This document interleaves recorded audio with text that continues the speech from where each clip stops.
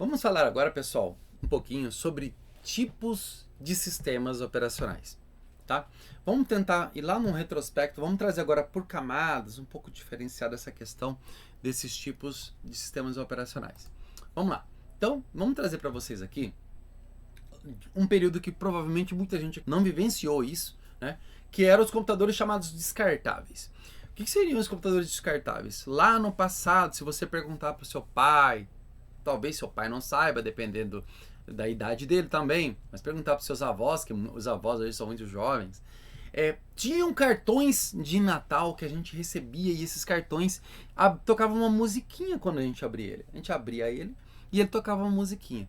Ele tinha ali uma memória de armazenamento, ele poderia ser executado em outros momentos de acordo com a interação do usuário. Eu poderia clicar no botão, ele resetava a música, né?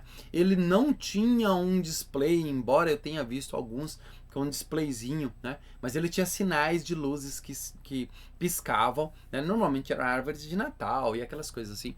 Então esses cartões ali eram considerados pequenos computadores, né? São relíquias hoje em dia, acho que somente aquela pessoa que tem aquele preciosismo de ter guardado de época, né? Microcontroladores, hoje isso é muito comum. Por exemplo, nós trabalhamos com microcontroladores para trabalhar com a galera na sala de aula. Por exemplo, Arduino, né? Que eu consigo fazer, trabalhar com a internet das coisas. Tem os kits Lego que são trabalhados também em sala, né? Como nós temos também lá relógios, os dispositivos de carro que são embarcados ali, né? Esses eletrodomésticos atuais que tem display, permite que você programe ele. Então isso são microcontroladores que estão nesses dispositivos, que não deixam de ser computadores também, né? Computadores de jogos, né, pessoal? Quando eu falo computador de jogo, eu estou falando propriamente daqueles games antigos, né? Dos consoles, apesar que tem console atual, né? PS5 tá aí, por exemplo, né? Temos também os antigos, né? Mega Drive, Super Nintendo, isso são computadores de jogos, né?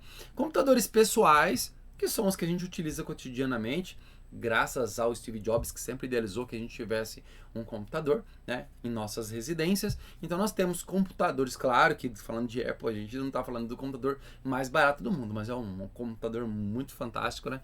Mas a ideia é o que importa, né? Então nós temos lá o computador de mesa, que são os PCs, Personal Computer, é bom você atentar para essa sopa de letrinha, né? O notebook, que é um computador ou laptop, né, que a gente carrega para todo lugar, né? Os servidores, como eu comentei para vocês no momento anterior, que são computadores destinados para fins. Aí eu tenho servidor de conexão, servidor de armazenamento, servidor de usuário. Então nós temos computadores para uma série de eventos.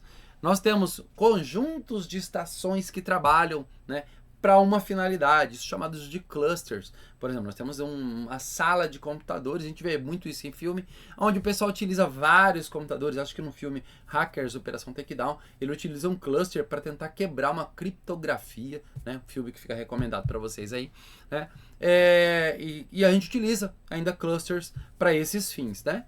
E mainframes que ainda existem, principalmente ainda para quem faz alguns provimentos de serviços em bloco ou em lote, e conexões também de internet, né? Então ainda tem em uso, ainda são funcionais e eu acho que vão ficar muito tempo por aí ainda, né?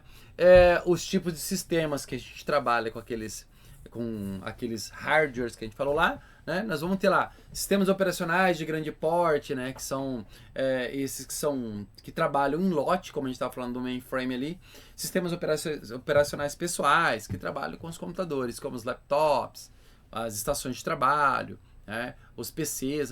Estação de trabalho e PC, né, são muito similares. A diferença é que um está num lugar e o outro está em outro para outro fim. Um vai ter uma maior robustez dependendo do tipo do trabalho também, né? Sistemas operacionais de smartphone, né, que são os sistemas operacionais que a gente utiliza normalmente, que é o Android ou iOS, mas já existiram outros, como o Symbian, por exemplo, no passado, que trabalhava com os BlackBerry, se não me engano. Não, BlackBerry trabalhava com o sistema operacional proprietário dele mesmo, e tinha o Symbian que trabalhava com outros celulares, não me recordo agora se era o Nokia, não me recordo agora, né? Fugiu da cabeça, mas tinha o Symbian também, que era um sistema operacional para celular, para a gente não ficar preso só no Android e no iOS, né?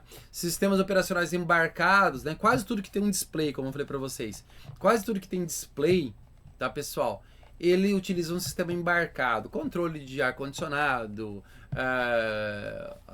o seu micro-ondas, a sua air fryer, né? Os seus eletrodomésticos que possuem aí esses display, eles são sistemas operacionais embarcados, tá? Você não vai alterar ele lá, como você consegue operar nos sistemas operacionais nossos, fazer algum ajuste, mas você programa, utiliza, tem uma leitura, tem um display para dispor para você algumas informações, você consegue programar algumas ações também dele, né, onde ele atende prontamente para você. Então a memória de leitura, ele tem a memória de armazenamento, que é onde ficam esses programas.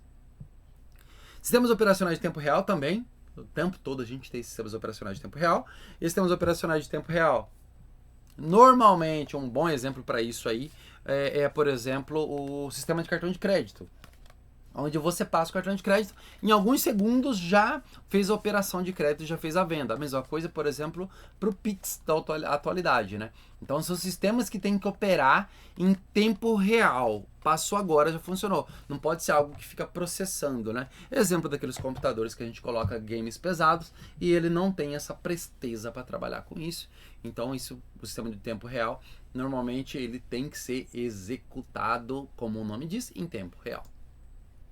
E vai ficar aqui para vocês aqui nessa parte de contextualização teórica, pessoal, como referência um filme para que vocês assistam chamado Piratas do Vale do Silício ou Pirates of Silicon Valley. Conta aquela história, pessoal, lá do passado lá, do surgimento da Microsoft, do surgimento da Apple, de algumas verdades que a gente não sabe sobre a história, embora seja um filme didático, tenha partes engraçadas, né? Ele traz muito do que realmente aconteceu naquele período.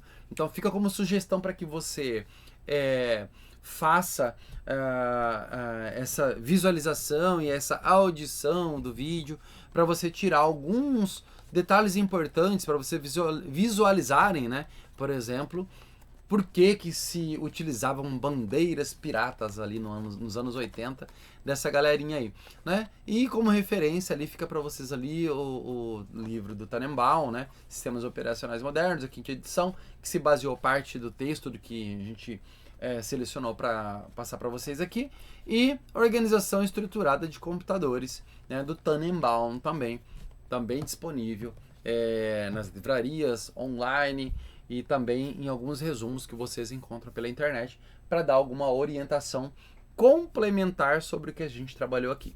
E agora que a gente está saindo dessa parte teórica do contexto, nos próximos momentos a gente vai estar falando sobre sistemas operacionais, mas da parte operação, como que isso vai funcionar na minha vida dentro do ambiente de trabalho, né? Então, nesse momento a gente vai encerrando essa parte teórica e a gente vai se ver agora no próximo momento falando sobre sistemas operacionais, mas operacionalizando ele como se a gente estivesse no escritório, compreendendo sistemas de arquivos, tipos de arquivo, organização disso, aonde é que eu salvo, diferenças de como eu vou atuar com essas gravações de conteúdo dentro de um sistema operacional. E quando eu falo conteúdo, daquilo que é focado no escritório, né? E partirmos gradativamente para as ferramentas de escritório.